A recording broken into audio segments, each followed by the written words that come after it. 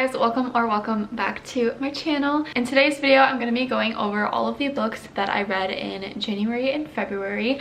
I actually had a really good reading month in January. I read the most books that I've ever read in a month, and then February I didn't do as good, but I still got through a good amount of books. So in total, let's see. In total, I have 9 books that I read, so I feel like that's a pretty good number. And surprisingly, we have started off this year really good when it comes to ratings. So I'll be going over the book, telling you my opinion on it, what it's kind of about, and then I will also give you guys my rating on it. Let's go ahead and get into the video. Alright, so we started off the year reading Powerless by Lauren Roberts. I started this end of last year and it led into this year, so I just counted it for January. This was one of my most highly anticipated fantasy reads. Obviously, if you watch anything, there were just a lot of people talking about it and saying that it was such a good book. I was pretty intimidated to read it, I'm not gonna lie, just because the only fantasy series I have really ever read is the Caraval series and then Fourth Wing, so I was kind of nervous to get into something else, and just by the back it sounded super confusing. This is about a girl named Peyton, pretty low class. She kind of lives on the streets. There are also 2 brothers in the story. We have Kai and we have Kit. They are both in the higher class. So Peyton is considered an ordinary. There's been a plague that has taken over the society. The ordinaries are the ones who have this plague, and they should be killed basically because they don't want it to spread to the rest of the society.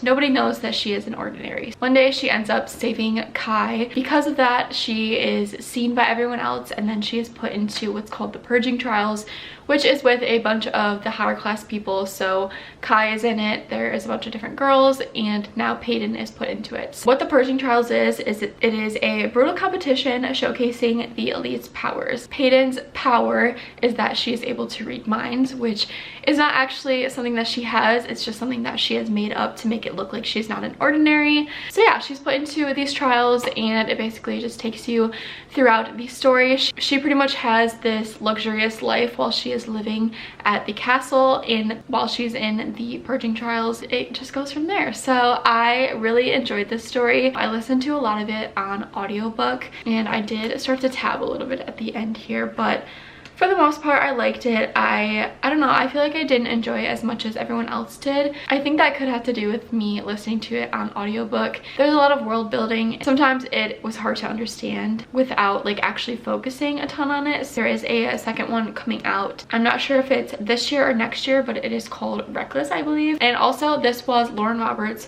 very first novel that she's ever put out, so I think that she did a really great job. Overall, my rating for this was a 4.25 out of 5, so it was a pretty good book. Up next, we dove into the Chestnut Springs series. This is Flawless by Elsie Silver.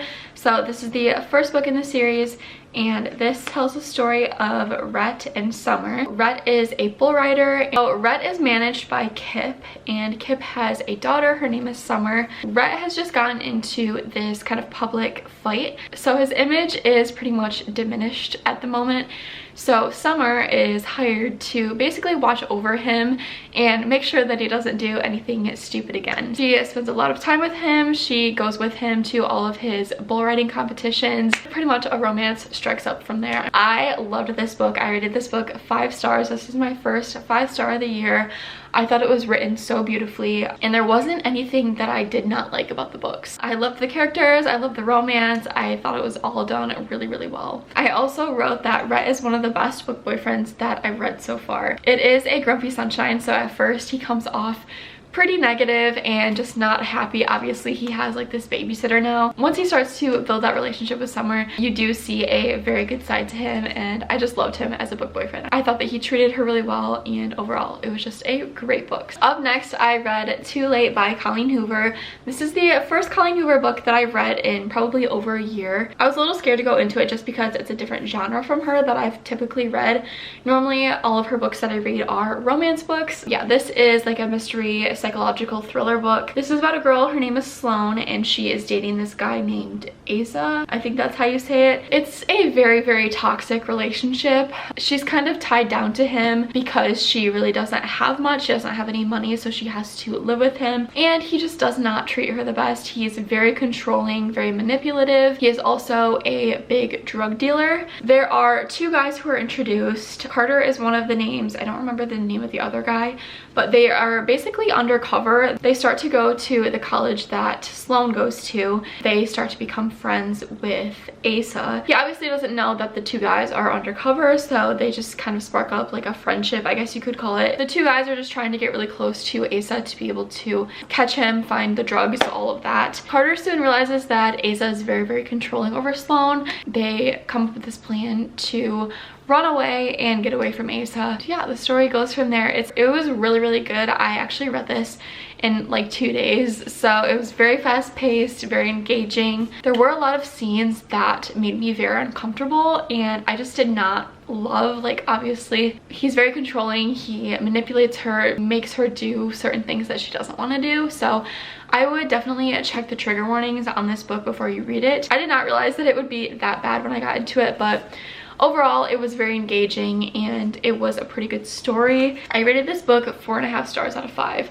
I couldn't give it full 5 stars just because some of the scenes, like I said, did make me very uncomfortable and I just did not love reading them, so read this at your own risk. Next, I popped into the second book in the Chestnut Spring series. This is Heartless. This tells the story of Cade and Willa. So Willa is the best friend of Summer from the first book, and then Cade is brothers with Red. Very family found. They're all like very close. Cade is a single dad. He is a little bit older. He is looking for someone to babysit his kid over the summer. Summer recommends having Willa babysit, even though she has no background experience in babysitting. Willa comes over, spends some time with Luke, I think is the little boy's name. Cade decides that it's a good fit and he'll give her a chance. She is staying at his house and watching Luke, so it's like close proximity. There is an age gap in there, which I feel like isn't very prominent. Like, I honestly didn't even realize it. He does mention it a few times, but after that it kind of goes away. It's not anything like super significant. And this book was so cute. Obviously a romance sparks up. Again, we know what happens in these books. I thought it was a super cute book. I am so excited to continue this series.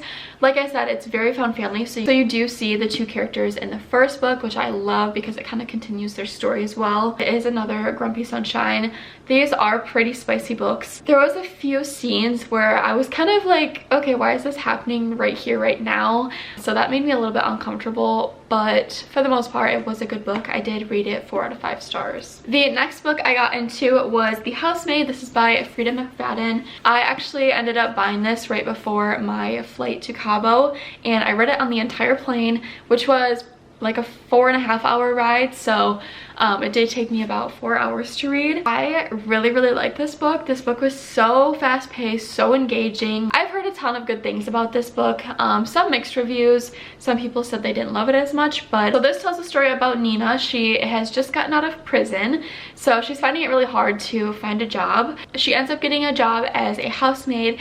It is a live-in housemaid job, so she is staying at this house for the foreseeable future. There is a wife, a husband, and a daughter. The wife in this story does not have a job. She is very lazy. Andrew is the husband. He is the one always at work making the money for the house. So throughout the story, there are just some very suspicious things that start to happen. I don't want to spoil it. This book was just so good and so crazy. Like, when I finished this book, I literally was like, what the heck just happened? But it was such a good book. Again, I don't want to spoil too much of it, so I'm not going to say anything else. I rated this 4.5 out of 5 stars. It was almost a 5-star, but not quite, but I really liked this book. The next book I read was The Hawthorne Legacy by Jennifer Lynn Barnes. This is the second book in the Inheritance Games series. Like I said, this is the second book. I don't want to give it too much away, but what the Inheritance Games is about is it's about this girl who is in high school. She's very low class. She doesn't really come from much. One day she's at school and she gets called to the office, and there's this guy. His name is Grayson. He informs her that she has gotten this inheritance from a guy. His name is Thomas Hawthorne. He has just passed away, so they are divvying up the money and giving taking away the inheritance. She is taken to Texas, which is where the Hawthorne house is. It's a pretty big family. They all live in the same house. This is like a huge mansion. Avery is very, very confused as to why she has just gotten most of the inheritance. It is a mystery story, so you're trying to figure out all the clues that Thomas has left behind. So this was the second book. It just kind of continues the story. I did like it. I didn't rate it super highly. The first book I rated 3 out of 5 stars. This book I gave 3.5. I feel like now I'd give it probably 3 stars. It felt like the author was just trying to add on more and more just to continue the story. Like, I don't know how to explain it. It just didn't feel like a genuine, like, full circle. It just kind of felt like snowball effect, like just kept adding on to make the story go on more. I don't know, it wasn't my favorite. I still need to read the last book in the series. I did try to start reading it on audiobook, but I'm not that into it, so we'll see if I continue. All right, going into February, I started off my month by reading If He Had Been With Me. Again, this was a reread.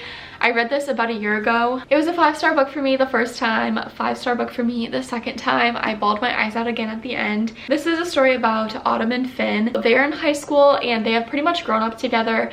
Their moms are best friends. Throughout high school, they kind of start to drift apart. Throughout the story, they start to get close again. Yeah, it is a romance book. I read this again in one day, so that just goes to show you like how quick it is, how much I loved it. Yeah, I rated it 5 stars. The ending, it's a very sad book, so trigger warnings for that. I wanted to reread it because the second book came out in February, so this is called If Only I Had Told Her. This has 3 different point of views in this book. So the first book is all Autumn's point of view. So my thoughts on this, it basically continues to tell the story after what happened in the first one. I did enjoy this book. It wasn't my favorite like the first one. One of the point of views in this book was just very strange. Like, I did not really understand why they were in the story because they were not a huge part of the first book. Like, especially after just rereading this one, I was just very confused because the character that is in this book is, I'm pretty sure he only shows up like one time in the first book. So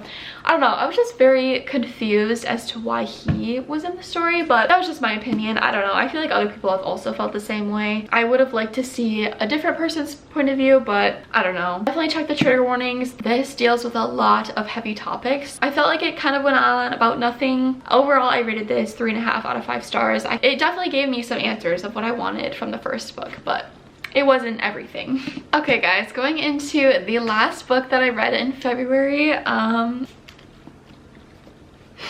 Can we just take a second? The last book that I read in February was Magnolia Park's Into the Dark. This released on February 13th, I believe. It was the day before Valentine's Day. I think I actually found it a day early because there wasn't like a hard release date on it, so stores released it a little bit earlier once they got it in stock. Just look at the tabs in the side of this. I can't even describe to you how this book made me feel, how much I love this book. So if you don't know, Magnolia Parks is so far a 5-book series. It kind of bounces back between Magnolia Parks and then there's also Daisy Hates. But this was the 3rd book in Magnolia and BJ's story. So Magnolia and BJ are childhood lovers. They have been together for like a very long time. They've gone through a breakup, lots of drama throughout the relationship. This basically just continues their story from what happened in the last one, and I was so eager to get into this because the way that their second book left off made me have so many questions. And oh my god, this is my second favorite book that I have ever read. Happy Place will always be number 1. There's just a special place in my heart for that book. I can't even put into words. I cannot wait to go back and reread the series. I don't want to explain too much of what happened in this book because obviously we're very deep into the series, so I don't want to give anything away. You can just tell like by the tabs in this, I was loving every single part of it. I literally gave this 6 out of 5 stars because 5 stars just does not cut it. I'm just gonna read a few quotes. I feel like this isn't really gonna spoil anything, but if you have not read the series and don't want to be spoiled, skip ahead to this timestamp. I will have it on the screen. I just want to put it out here now. If you don't want any spoilers, don't want to hear anything, skip ahead. I'm giving you time, so don't get mad at me for saying these quotes. Okay, this is the first one I'm gonna read. I've loved this face all my life. It's the sun I pray to, and if what we have is a temple, I built it with my bare hands. I nearly died trying to build this thing. Built it till my hands were raw and bloodied, and I'll die on the altar of loving her, happily too. That's not a waste to me. BJ I love in an unquestionable way. I love BJ like he's the sun, blinding, bright, unbridled, unavoidable. He's the thing that sustains the galaxy of me. He drives the currents of me. He dictates the climates and the seasons. I feel his warmth on my face, and when he's gone, it's colder. He's the center of everything, and the gravity of me is loyal to him above all. Oh my gosh, it's so good. I come from a good family, everyone knows that. My parents were great, roof over my head, I never wanted for much really, and still, she's the only home I've ever been interested in having. Her body is the walls, heart's the ceiling. I'll live here forever.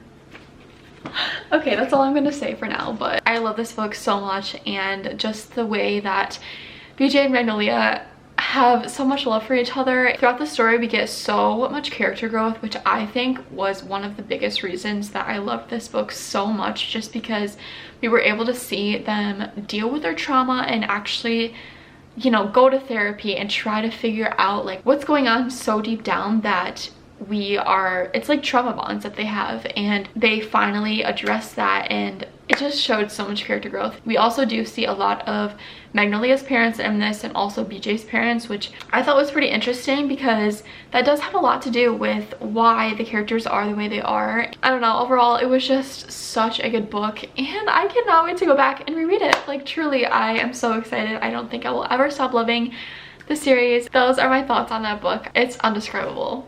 Like if you have not read the series, you need to. And I will say it's not for everyone either, so there's that, but in my opinion it is one of the best series I've ever read. Alright guys, that is all 9 of the books that I read throughout January and February. I feel like I had a pretty good few reading months. January I read 6 books, February I only read 3, but honestly I feel like that's still a good number for me. It's just because I put myself so high in January that I felt like February just wasn't as good, but I feel like 3 books is still a really good number for the month, so I am happy with where I'm at right now with my reading. And right now I'm reading ACOTAR, so I am super excited about that. Look forward to hearing my opinions and thoughts on that. I'm also doing a reading vlog, so that will be in there. I think that's all I have to say for this video. I hope that you guys enjoyed. If you did, be sure to give this video a thumbs up and subscribe to my channel, and I hope to see you guys in my next video. Bye guys!